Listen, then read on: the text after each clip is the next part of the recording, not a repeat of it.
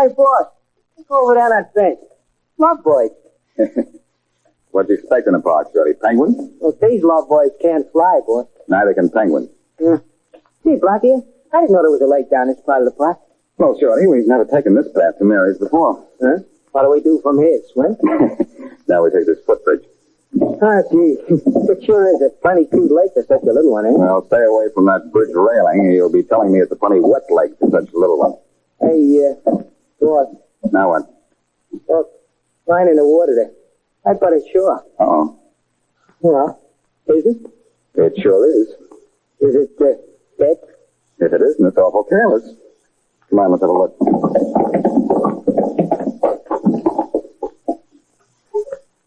Gee, boss. Is he dead? You used the wrong pronoun, short one. When a he is dead, he's an it. It's an it? By virtue of a slight case of no breathing. Light a match, will you? Oh, sure. Then, we better call a cop, huh? Are you kidding? All I have to do is pronounce the word body, and Inspector Farraday just how to sell all for me. Gee, what do you know? Face down in the water with his feet on the shore. A plain case of suicide, boss. It'll be okay to call a cop. It'll be murder to call a cop, Shorty, because that's what this is. This guy didn't bump himself? Not unless he rode here on the back of a duck. Look at his shoes.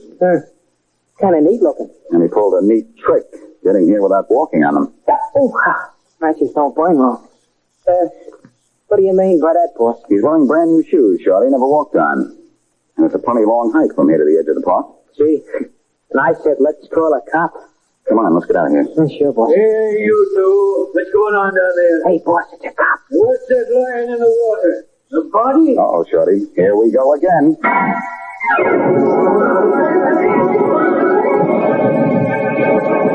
Now meet Boston Blackie, enemy to those who make him an enemy, friend to those who have no friend.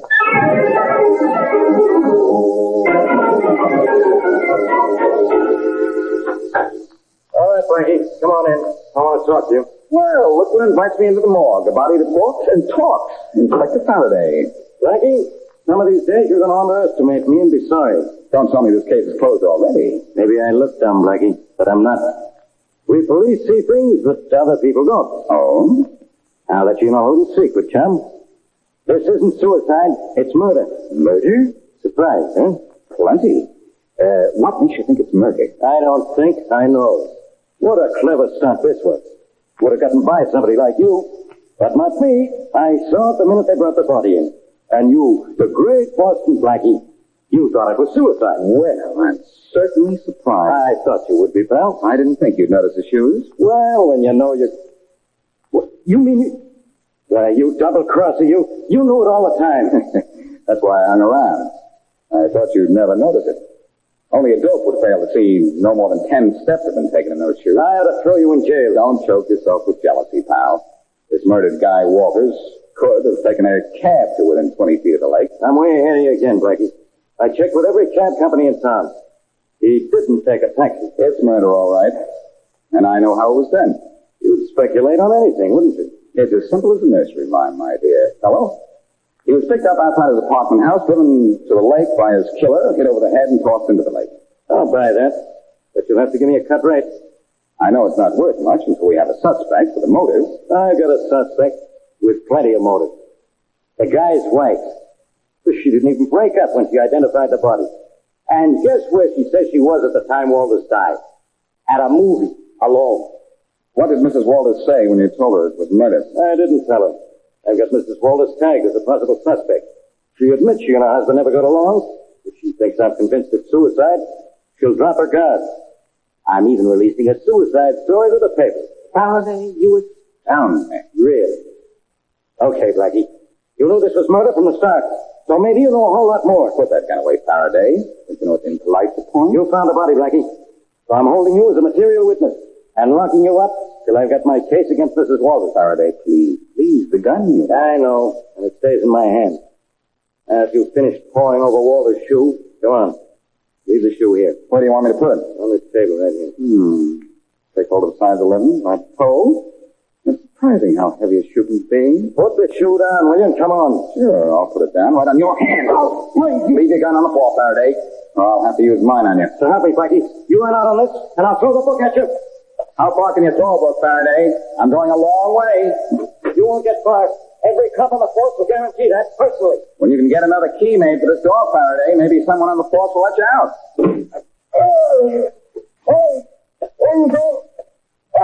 Hey, up there. Yeah? What is it? Yeah, if you can get into the morgue, you'd better have a look around. What for? There's a brand new body in there, but it's dead only from the neck up.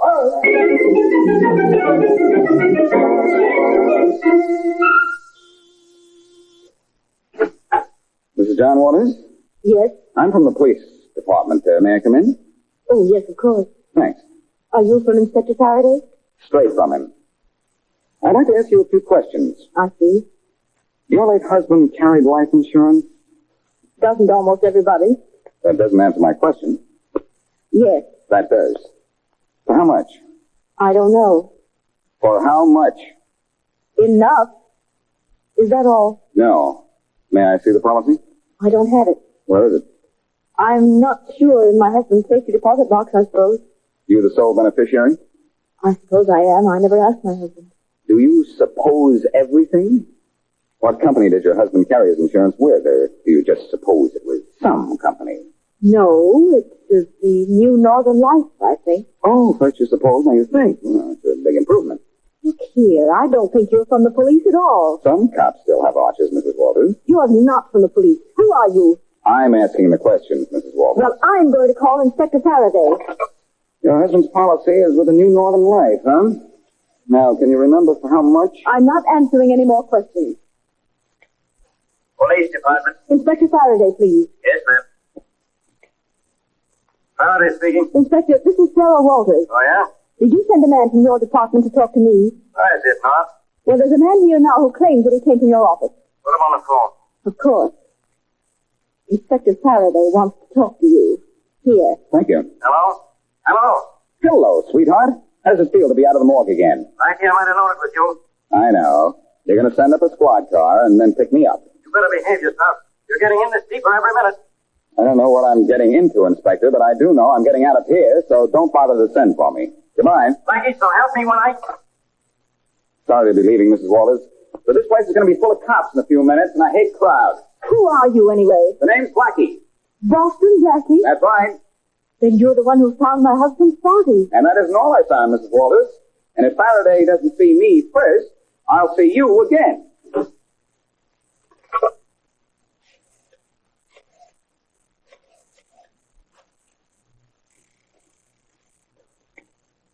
Tom Jenkins Law. This is Jenkins speaking. Tom, this is Sarah. Oh, hello. Tom, John's dead. What? He was found in the lake in the park this evening. Oh, Sarah, I'm so sorry. How did it happen? He killed himself. Is there anything I can do? I don't know. I'm worried. Worried? Tom, I have a hunch the police suspect it's murder. Murder? What makes you think so? A man by the name of Boston Blackie was here asking terrible questions. Tom, what can I do? What do you mean? If it's murder, I'm afraid. Why? Do you have anything to hide? No. Then what are you worried about? I'm just worried. Well, stop it. Who did you say was up there questioning you?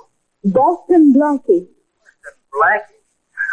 Well, forget about him. Get him off your mind. I wish somebody would get him off this case.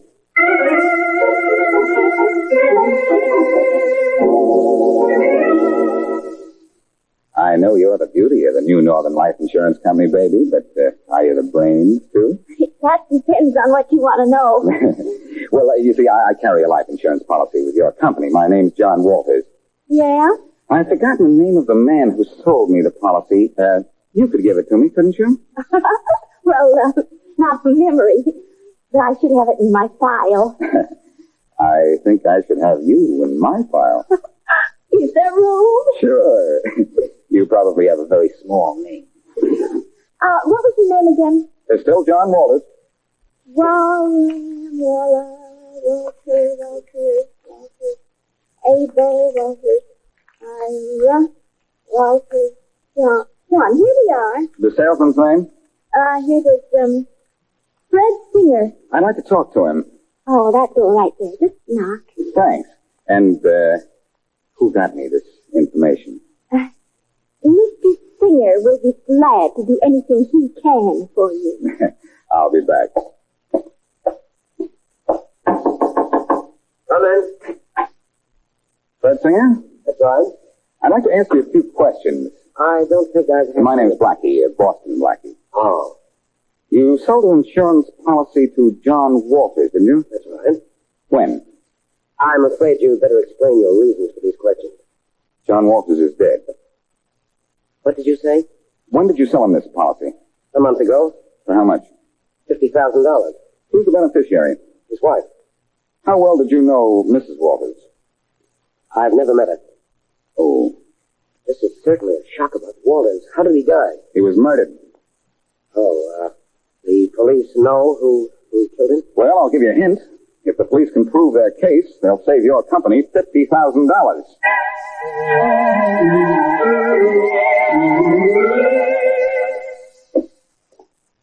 Look, Blackie, when we get upstairs to your place, let's stay there, huh? We're not in this mess. It's got nothing to do with us. Faraday's figuring Mrs. Walters killed her husband, but I don't know, somehow I don't like that. Would you like it better if Faraday pinned it on you? Well, it'd be a lot more natural. Now what do we do now? You're going to shadow Mrs. Walters. I've got a hunch if we watch her movements, she'll either prove Faraday is right or clear herself. Okay, boss. You're the boss, but Hey, Blackie. I don't like the looks of this car coming up the street. Oh. Boss, I got a funny You feeling. go easily, quick. Yeah. We ain't gonna make it, boss. Hey, boss. Blackie! Hey, Blackie!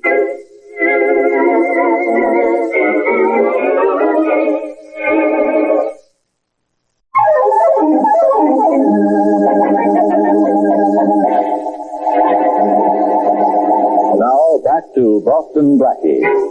Though he's being sought by Inspector Farraday as a material witness in the murder of John Walters, Boston Blackie has managed to interview Mrs. Walters, Faraday's chief suspect, Fred Singer, who sold the insurance policy to the dead man, and get himself shot at by an unknown assailant.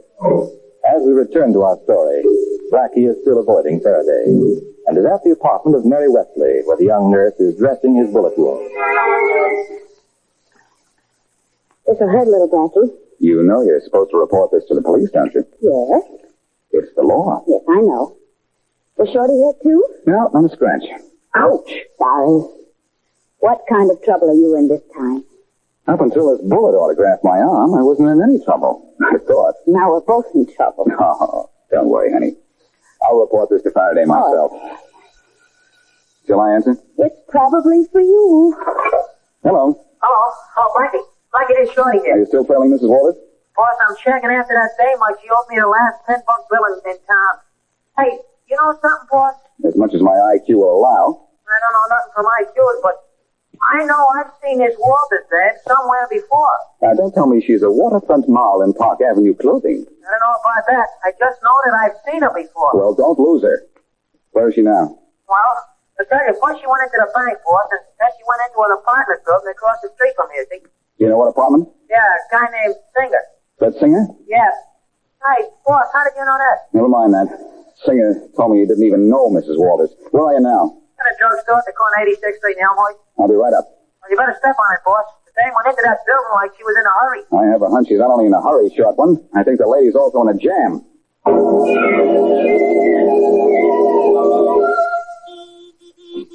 What is it? Who is it? Hello, Singer. Oh, no, you don't. Oh, yes, I do. Oh, thanks for the pleasant welcome.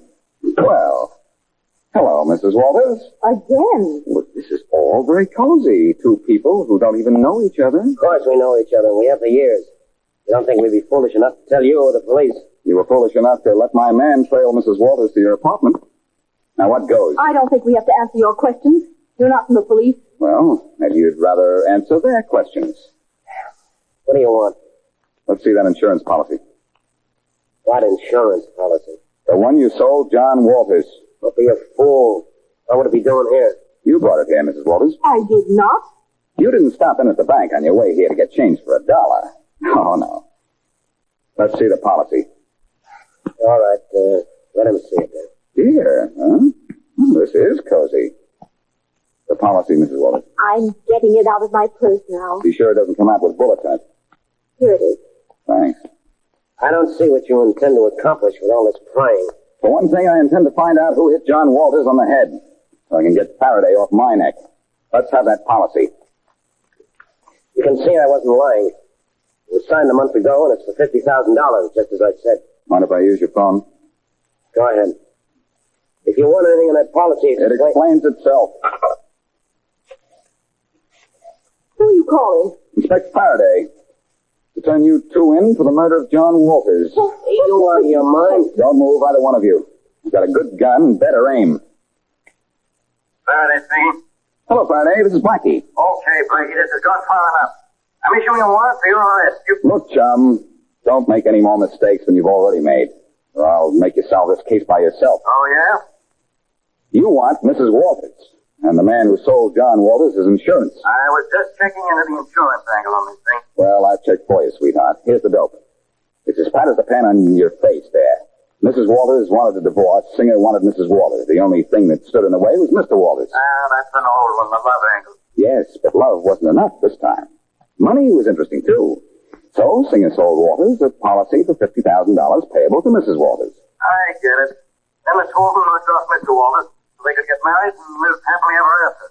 Or until the $50,000 ran out. You see, Farraday, it's so simple, even you can manage to figure it out. And they both happen to be right here in Singer's apartment. Number 2A, northwest corner of 86th and Elmhurst Avenue. Okay, I'll be right up, son. But you stay there too, Blackie. You're not out of this yet. Sorry, pal, I can't wait. I've got work to do. But Shorty will hold them for you. Look, you're way off the bait. You better sit down, Singer, and you too, Mrs. Walters. Farraday won't be here to pick you up for 10 minutes. Hey, Shorty. Yeah, boy. Come on up quick. Use the stairs. They're faster. Well, I guess about all you two need now is a lawyer. I'd like to call mine now, if you don't mind. I do mind. Oh, Fred, what are we going to do? Just sit tight, I guess. That's all we can do for the moment. That's what Tom told me to do, too, and look what's happened. Who's Tom? My lawyer. Please let me call him. Seems to me you've already called him. I did, after you came to see me this afternoon. What's his name? Tom Jenkins. Here I am, boss. Okay, Shorty. Just keep an eye on these two lovebirds till the police come and put them into their cages. Hey, gee, boss, now I know. Now you know what? Now I know where I seen his thing. It was in a place line up in Los Angeles when I was picked up on a phony check. Why, you're crazy. Well, this gets more interesting every minute. I even remember what you was up for, boss. It was robbery, and her name was Sarah Wolf. That's not true. This could go on forever. See that these two don't run out before the cops get here, Shorty. Right. I'm going to run down Mrs. Walters' lawyer.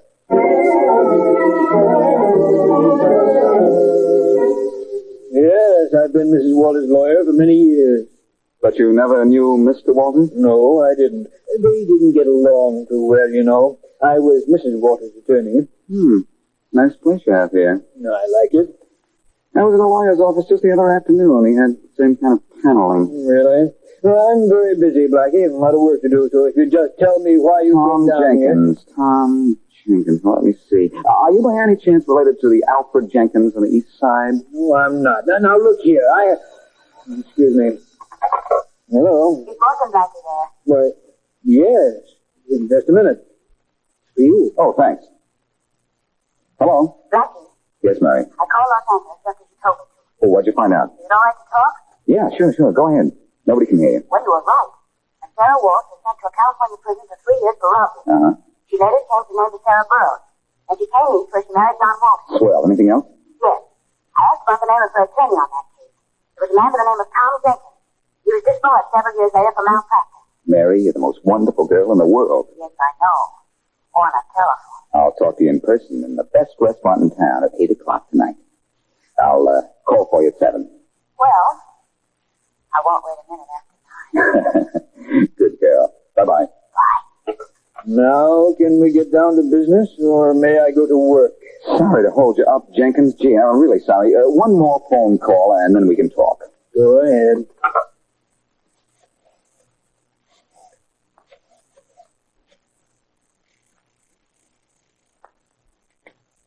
Farraday speaking. Hello, Faraday. This is Blackie. Hello, Blackie. Say, I guess I really have to thank you this time. What for, pal? I believe in being fair. Thanks to you, I've got Mrs. Walters and Fred Singer on the lock and key. And the whole case sewed up in a sack. Faraday, you haven't got anything. Are you crazy? Read that insurance policy. What for?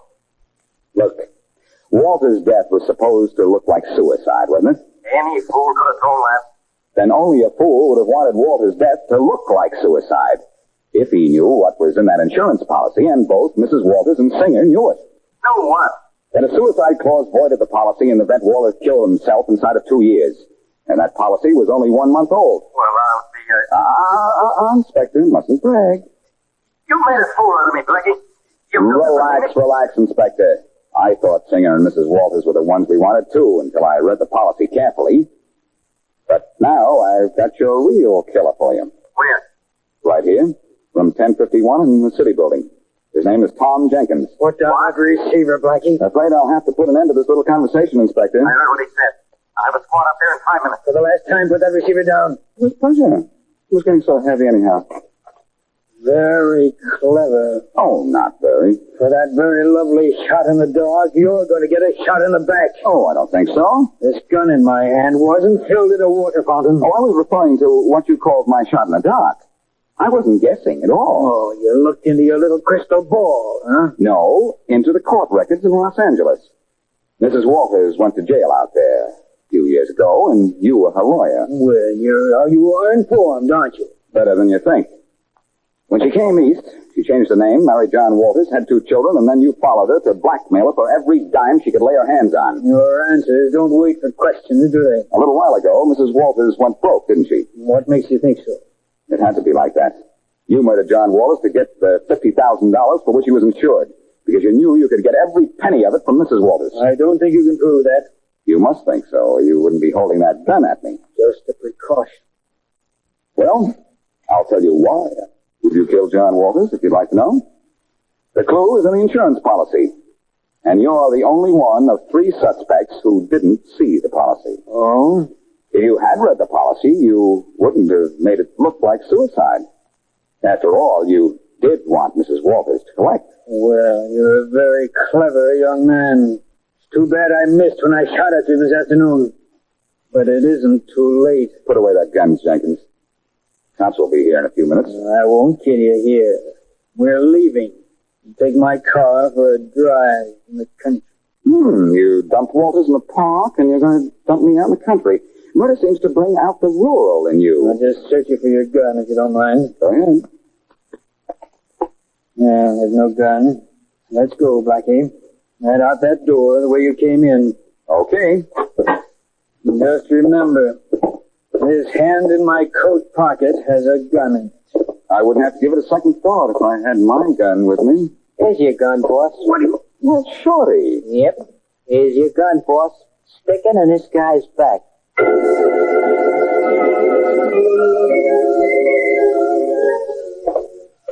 That was a wonderful dinner, Blackie. I like a little food with my conversation. But, Blackie, I had a lot of questions to ask you.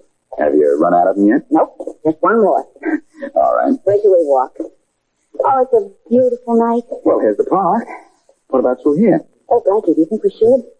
Wasn't this the path you and Shorty were on when you found that body? Remember all the trouble that caused you? Honey, anytime I walk through a park with Shorty when you're available, I deserve to have trouble.